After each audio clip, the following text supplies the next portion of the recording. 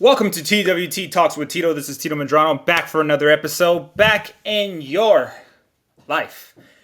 So I apologize for my absence. I've been all over the place, or not really, but yeah, I haven't been very, I haven't been active with the podcast, and I do apologize to everyone. And with that being said, so today we're going to talk about the top 5 biggest UFC Brazilian fighters of all time. I haven't done a top 5, top 10, top 15 in a long time, so I'm excited for this one because it's been a while. And and I know I haven't been covering the previous events of the UFC, WWE, or AEW, which I have, but I haven't. Unfortunately, I wasn't able to edit them, so I do apologize. So not going to get too much into that, but we're here now. We're here now, and we're here to talk about the top 5 UFC Brazilian stars of all time. Let's kick off number 5. Coming in at number 5, Amanda Nunes. Yes, Amanda Nunes comes in at number 5. You're probably wondering, she's that low on this list. Bear with me, because the other 4 people that are in this list have a fair case to be why they're higher than her. But Amanda Nunes, arguably the greatest female fighter of all time. If you ask me, the biggest Brazilian female from Brazil. We know her resume: 2-division champion, defended both belts, the bantamweight belt and the featherweight belt for the women's title. The resume that she has, beating Chris Cyborg, Miesha Tate, Ronda Rousey, Holly Holm, Irene Aldana, Juliana Pena. The list goes on of the high-level fighters that she beat. Sarah McMahon. I'm trying to think of who else. Is she? Megan Anderson. It's just all these great fighters that she beat from the featherweight and the bantamweight division. Could she have been higher in this list? Yes, she could. But the thing is, Amanda Nunes, I feel like Amanda Nunes, when she beat Miesha Tate at UFC 200 for the belt, obviously people knew who she was at the time, but she wasn't a star right away. She beat Ronda Rousey.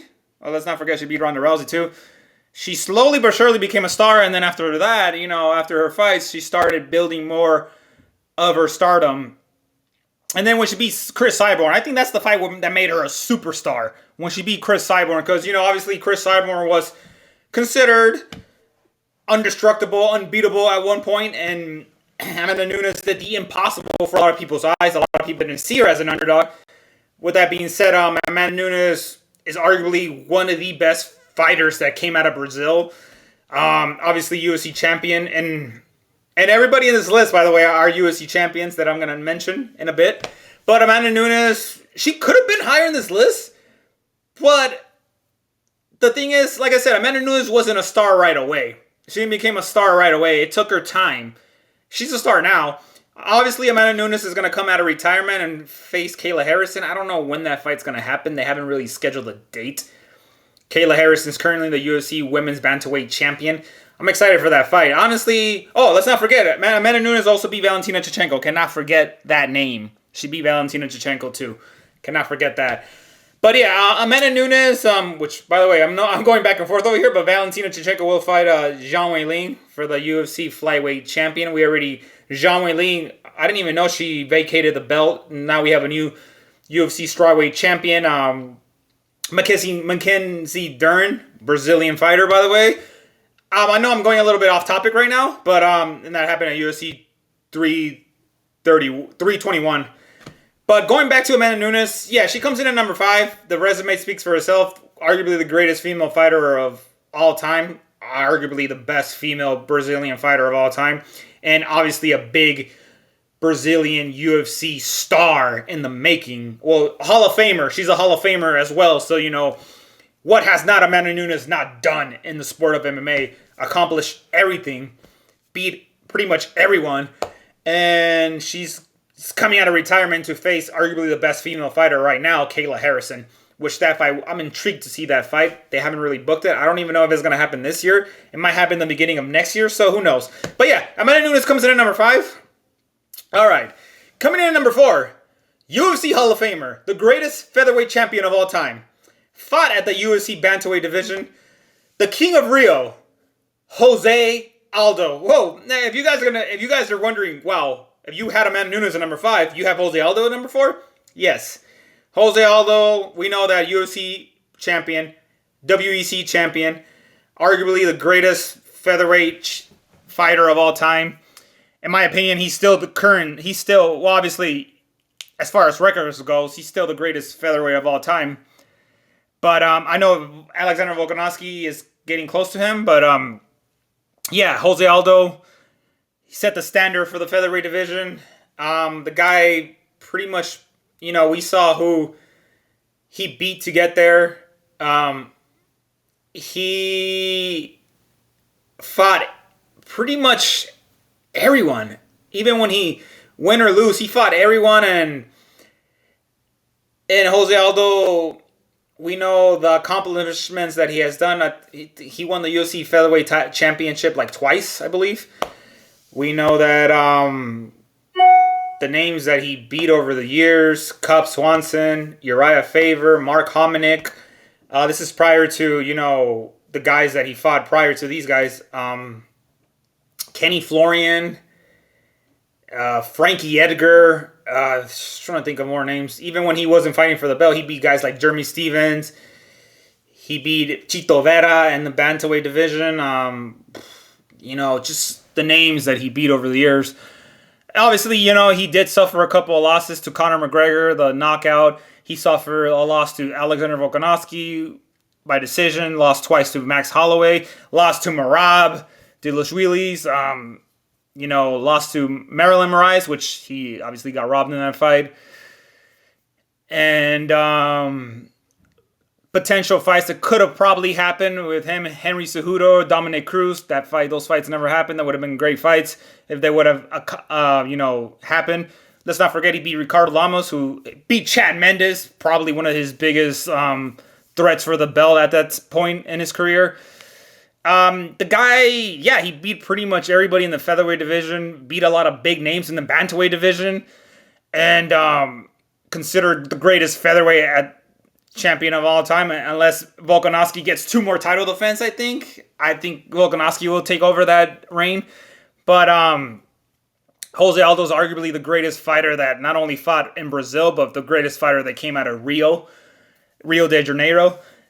And in my opinion, he's a star in the making. He's a big star in Brazil. He's a big star here in America. And arguably UFC Hall of Famer. And by the way, I'm so happy that he retired because there was nothing else for him to prove at this point of his career. So it was great to see him retire. And it was also great knowing that UFC, when they went to Brazil, they did a walk-off for him. A retirement walk-off, and where he laid the gloves in Brazil, which is great to see because I feel like if anybody deserves that moment with the Brazilian crowd, is Jose Aldo. Jose Aldo is arguably, he's top 5 in my list as the greatest Brazilian fighters, UFC stars, UFC fighters, UFC champions from Brazil. This guy, he's probably top 3, if anything, in a lot of people's lists. And I don't blame them. I mean, I thought about putting him in top 3, but we'll get to that in a bit. But Jose Aldo, obviously Jose Aldo wasn't the biggest star because he was the biggest talker, which is great. Talking gets you places too. But he was a big star because he was so dominant as a champion. And he proved that every single time he got in there. And like I said, he beat the best. He lost to the best.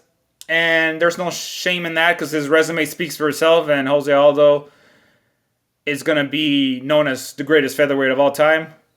If not one of the greatest featherweight of all time. And probably one of the greatest UFC champions of all time. But he comes in at number 4 at TWT Talks with Tito. Coming in at number 3.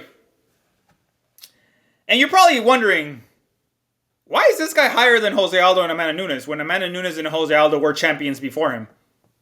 And I'll explain that in a bit. Coming in at number 3, former UFC lightweight champion, Charles do Bronx Oliveira, or now he changed his name to the Predator, but I'm going to call him do Bronx because I feel like do Bronx has that, a different name to it. You're probably wondering, why is he so higher than Amanda Nunes, Jose Aldo, guys that these two obviously were champion before him. But here's the thing about Charles Oliveira. I'm a huge fan of the journey of the fighter. Charles Oliveira, I said this so many times during the years of talking about the sport. And, when I started watching the sport, Charles Oliveira, I remember Charles Oliveira's first fight like yesterday. He beat Efrain Escudero, a 20-year-old guy with great BJJ. I think he was 20 or 21 at the time. I mean, one of those two ages. I saw the growth of Charles Oliveira with my own eyes. And when I mean I saw the growth of Charles Oliveira, I mean I saw when he was on his ups, when he was on his downs, when he took the L's, when he took the W's, when he took the highs and the lows. And I'm still here riding with the guy because I feel like he's the definition of you can do anything if you put your mind to it. But the thing is about Charles Oliveira, the evolution of his career is what impacted me the most. And perhaps he probably could have been a number 5 in this list. And he perhaps could have, a lot of people would have a fair case of saying, why is he higher than, he shouldn't be higher than Aldo and Nunes. I get it, and I understand. But the thing is, Charles Oliveira has impacted a lot of people. Charles Oliveira went from a guy with potential with BJJ. When he started losing, people started giving up on him. People just saw him, just a guy with potential. Just a guy with, you beat him, you move on to the next. And the thing is, Charles Oliveira had tough losses. He had tough losses where he had to evolve his game. He had to realize that being a black belt in jiu-jitsu was not enough in MMA. You gotta evolve. And Shooter Box in Brazil, in São Paulo, Charles Oliveira did a great job as far as improving his striking. Charles Oliveira went on an 8-fight winning streak. I was there live when the win streak started in Chicago when he beat Clay Guida. That was the first win of the 8-fight win streak. From there, it rocket shipped from there. Charles Oliveira picked up 8 fights in a row, and then he fought Michael Chandler for the unified belt, the vacate belt that could be retired, and became UFC lightweight champion. Charles Oliveira has the most finishes in UFC history, the most bonuses in UFC history. This guy is a finisher, by all means necessary. And he doesn't know another way but finishing. And the reality is this, Charles Oliveira has evolved as a fighter. Became UFC lightweight champion, defended it against Dustin Poirier. Could have defended it twice against Justin Gaethje, but unfortunately didn't make the weight. He would have had 2 title defense. Then they fought for the vacate UFC title and lost to Islam. And then from there, he lost to Sarukin. And then, then after that, he beat Beneil Dariush. I think either he fought Dariush first or Sarukin. But yeah, I think I might have it. I think he fought Dariush first, and then he fought Sarukin. So yeah, I think so. And then from there, he fought Ilia Taboria. He lost that fight. And recently he fought Gambit, submitted him in Brazil, which a lot of people were like, is it safe for him to take this fight? He did it. He submitted him. But if you look at the guys that Charles Oliveira fought, win or lose, Gaethje, Poirier, Islam, Sarukin, Ilia Taboria, Michael Chandler twice. Oh yeah, let's not forget he beat Chandler. I think he beat Chandler after Sarukin, and then he fought Taboria. Yes. Even in the early UFCs, he lost to Cub Swanson. Cub Swanson was one of the toughest guys in the featherweight division at one point. Lost to Pettis, lost to Cowboy. Lost to Max Holloway back in the day. Lost to Frankie Edgar. These are high-level guys that he fought.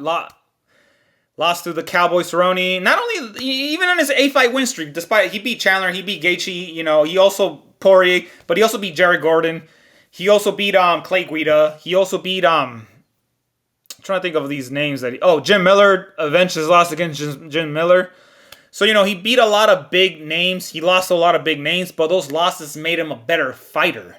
The journey of Charles Oliveira kind of like leapfrogs Aldos and Nunes, no disrespect to them, Hall of Famers, and Charles Oliveira, a future Hall of Famer in his own right, it makes you wonder, like, he went from being a guy with potential with great BJJ to a UFC lightweight champion into a contender in the MMA and MMA and UFC. And that's big for me. For me personally, that screams more. Let's rank them higher than that. And Charles Oliveira, we know that Charles Oliveira wants to fight Max Holloway for the BMF belt. I think that's a great fight. I hope it happens in 2026. How long can Charles do this? He is 36 years of age. How long can his body, can his mind continue doing this? He's been fighting since he's been a kid. He's been fighting before 20. So, I know, if anything, he's one of the biggest stars that came out of Brazil. He's one of the biggest, if not arguably top 3, top 5. I know for a fact, if anybody does this list in any podcast or any countdown of UFC, Charles Oliveira is in the top 5 at least. So I know that for a fact. And Charles, he comes in at number 3. Yeah. Coming in at number 2, former UFC middleweight champion, the former king of the UFC middleweight division, Anderson the Spider Silva. Look, you're probably wondering, he's number 2? Who is number 1? Number 1's going to surprise you, but we'll get to that in a bit. Anderson Silva, 10 title defense. Arguably the best fighter in the UFC. Arguably, when it comes to the GOAT status, he's top 3, top 5. If you guys seen that episode, you guys know what I'm talking about. Anderson Silva could have been number 1 in this list. But number 1, we'll save number 1 in a bit. Don't worry. But Anderson Silva, if you think about it, he's the greatest fighter of all time. He fought at the UFC light heavyweight division. But the thing is, Anderson Silva was considered pound for pound the best fighter in the world for years. Like I said, 10 title defense, semi-year champion from 2006 to 2013. But Anderson Silva wasn't obviously when Anderson Silva, when it came to marketing, they weren't behind him as much until you saw him fight. They're like, oh damn, I want to see that guy fight. I want to see him. When you saw Anderson Silva fight and you saw how you finish people, you're like, damn, that guy, he doesn't need to yap his mouth. He doesn't need to market himself. He did a great job doing it in his native in Portuguese. But then obviously Anderson Silva started learning English, started marketing himself even better. But Anderson Silva, for years he was the guy that was finishing everybody, but he didn't have that, he didn't have a rival until Chael Sonnen came along. And which Chael Sonnen, he was a villain and a lot of people hated him because of that, but he elevated Anderson Silva. And Anderson Silva would probably say this about Chael Sonnen, he elevated his career. But, if you look at Anderson Silva, the guys that he beat, Chael Sonnen, Vitor Belfort, Okani, even in the light heavyweight division, Forrest Griffin, James Irvin, he beat some good dudes. Stephen Bonner, Rich Franklin when he took the belt from him, Patrick Cote. At one point, Patrick Cote was one of a top contender in the middleweight division. I'm trying to think of all the guys. Obviously, he lost the belt to Chris Weidman, and we saw that towards the end of his career, Anderson Silva stayed along too much. He should have probably retired when he was supposed to. Me personally, I think Anderson Silva should have probably retired. Let's not forget he fought Michael Bisping, a fight that he lost, which a lot of people thought he won. But, Anderson Silva has fought a lot of guys during that time. And, it's just the thing that sucked about the end of Anderson Silva is that, he was losing a lot. And he should have walked away when he had the chance. The Jared Gort, the Jaron Cannonier, the Uriah Halls, those losses were tough to watch as a fan. And he should have probably not taken those fights. He should have hanged it up. I would have probably go on the record and say he probably should have hanged it up when he fought Chris Weidman the second time. Maybe even hanged it up when he fought Derek Brunson, which a lot of people thought he lost that fight. But Anderson Silva, even when he fought Nick Diaz, which that fight got overturned, he probably should have hanged it up there too, maybe. But I don't know. The thing is, like I said, Anderson Silva is the greatest middleweight of all time. I don't see who will surpass 10 title defense. It's going to be tough to say. But I think he's the greatest middleweight of all time until further noticed. Anderson Silva also became a big star. Yes, he didn't speak the language right away. And the same thing with Jose Aldo. Jose Aldo wasn't known for speaking the language very well. But guess what? It didn't matter because these guys were good champions. They were great champions. Despite the fact what anybody's going to say, yeah, he got popped, blah, blah, blah, blah, and blah, blah, blah, blah, you know. And yes, he fought Daniel Cormier at UFC 200, late notice. That fight was just like, you know what I mean? But he fought him. There was also possible talks with him fighting John Jones, possible talks with him fighting Georges St. Pierre, because at the time, you know, it was, they were arguably three of the best fighters during that era. But yeah, Anderson Silva comes in at number 2. Shockingly, he's not number 1. He could have been number 1. But coming in at number 1, the current 2-time UFC light heavyweight champion, Alex Poatan Pereira. Wait, you're probably wondering, you are being way too biased.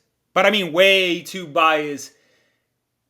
And calling him the greatest UFC Brazilian star / champion of all time. Yes, I am. Here's why I'm being way too biased. Here is why, and it's crazy because all the 4 fighters that I mentioned have been UFC champion before him. And you're probably wondering, why is he number 1? Here's why. There hasn't been a fighter from like any, there hasn't been a fighter like Alex Pereira. This guy was known for being a kickboxer. Started kickboxing at 22. Glory kickboxer, 2-division champion, middleweight and light heavyweight division. Signed with the UFC, started MMA at age 33. Age 33. Signed with the UFC after maybe his 6th or 5th. I want to say 6th or 5th fight in MMA. This guy knocked on that door, opened that door, and walked in it like nothing. Beat 6 former UFC champions. He only has 16 MMA fights. And he has become the biggest superstar in the UFC today. Not only the biggest superstar in UFC right now, but arguably the biggest superstar in Brazil. And the 4 fighters that I mentioned, Nunes, Aldo, Oliveira, and Anderson Silva. Yes, he has surpassed all of them as far as, I'm not saying records, I'm not saying like title defense, I'm not calling records. This is not about, look, listen, this has nothing to do with title defense, this has nothing to do with records. This has to do with star power. This man became a 2-division champion faster than Amanda Nunes, who's in this list, faster than any 2-division champions that's been in the history of 2-division champions. And if you look at the names that he beat, 6 former UFC champions, Sean Strickland, Israel Adesanya, we know the rivalry that they had in kickboxing and MMA, Yuri Prochazka, Jamal Hill, 4, John Palopich, 5, and Ankalaev, which he recently beat at UFC 320 in the rematch. Alex Pereira, in my opinion, is the biggest star from Brazil. This guy is someone that he went from working at a tire shop to trying out kickboxing to trying on MMA to becoming 2-division champion to becoming the biggest star that came out of Brazil. Alex Poatan Pereira, fighter of 2024, fought 3 times, defended the belt 3 times, lost the belt in 2025, got it back in 2025. Alex Pereira is in my opinion, is the biggest Brazilian UFC fighter star of all time. And it's crazy to believe that I'm saying that I'm putting Alex Pereira over Anderson Silva, 10 title defense. I'm putting Alex Pereira over Charles Oliveira, who has grinded from the ground up to becoming a star. It's crazy that I'm putting Alex Pereira over Jose Aldo, the greatest featherweight of all time, one of the greatest UFC champions of all time. It's crazy that I'm putting Alex Pereira over Amanda Nunes, arguably the greatest female fighter, the greatest Brazilian female fighter, a 2-division champion. It's crazy that I'm doing that, but you know what? At the same time, it's not, because Alex Pereira has exceeded our expectations every time. Alex Pereira has done things faster than they did. And this is no knock on them. It's just like Alex Pereira is a natural in picking things up quicker than other fighters. And hey, some fighters it takes them longer. Some fighters it takes them in the middle of their career. And some fighters it takes them right away. Alex Pereira is the exception that he did it right away. And not only that, and here's the thing that people need to understand. Alex Pereira is not in his 20s. Alex Pereira is not in his mid-20s. Alex Pereira is not even in his early 30s. Alex Pereira is 38 years of age. And he doesn't even look like 38 years of age. He doesn't even fight like he's 38 years of age.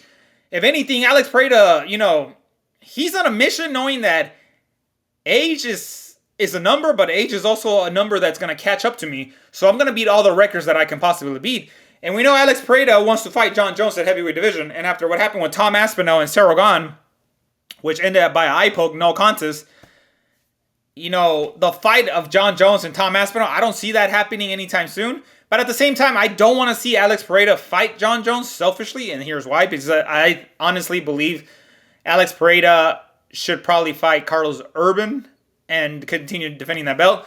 But obviously the John Jones fight and Alex Pereira fight is bigger than it ever will be. Possibly if it does happen, it's going to be at a big platform, which is the White House. But Alex Pereira is the greatest UFC Brazilian star of all time. And I know that's going to probably rub people the wrong way. And I know probably people are going to say that I'm insane and delusional. Well, guess what? Maybe I am. Delusional? Nah. But insane? Yes.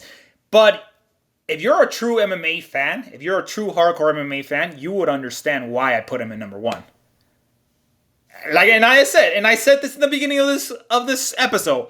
It has nothing to do with title defense. It has nothing to do with being 2-division champion. It has nothing to do with neither of those two categories. It has to do with star power. It has to do with star power. And Alex Pereira became a star faster than the 4 legends that I mentioned prior to him. Maybe those legends were UFC champion before him, but he became a UFC 2-division champion and a UFC champion faster than they did. And hey, don't hate greatness when you see it. Admire it. And that is my top 5 Brazilian stars of all time. What do you think? Do you guys agree? Do you guys disagree? Let me know. Comment below.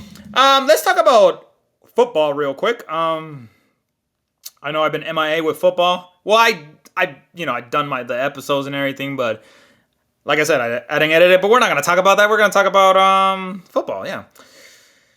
Alrighty. All right. So week 8. Yes, we're in week 8. Chargers beat the Vikings 37-10. Bengals lost to the Jets. They were winning that game. Jets won their first game. Bears lost to the Ravens. The Ravens, Lamar Jackson's out for the rest of the season, so that's a tough loss. Dolphins beat the Ravens beat the Bears 30-16. Jets beat the Bengals 39-38. Dolphins 34-10 over the Falcons. The Bills, they beat the Panthers. The Bills continue the momentum, 49. Texans, they beat the 49ers. Giants, they avenged a loss from earlier this week against their rival Giants. The Eagles beat the Giants 38-20. Patriots are playing good this year. They beat the Browns 32-13, but everybody was expecting them to win that game. Buccaneers beat the Saints. Buccaneers are killing it. What's the Buccaneers record? 6-2. Man, Baker Mayfield's probably having the best year of his career. They beat the Saints 23-3. Well, that's just shocking. Everybody's expecting the Bucs to win. Colts beat the Texans 38-14. Colts are arguably the best team right now. They're 7-1. Let me double check. Yep, they're 7-1. They're arguably the best team. Surprisingly, not a lot of people thought they would be the best team right now in the NFL. The Broncos beat the Cowboys 44-24. Not shocking there. Packers beat the Steelers 35-25. It was Aaron Rodgers versus Jordan Love. They were facing each other in Pittsburgh. It was the passing of the torch. Aaron Rodgers passing the torch to Jordan Love. Monday Night Football, the Chiefs beat 28-7 the Commanders. All right, real quick, let's jump into Week 9. I'm just going to give my predictions.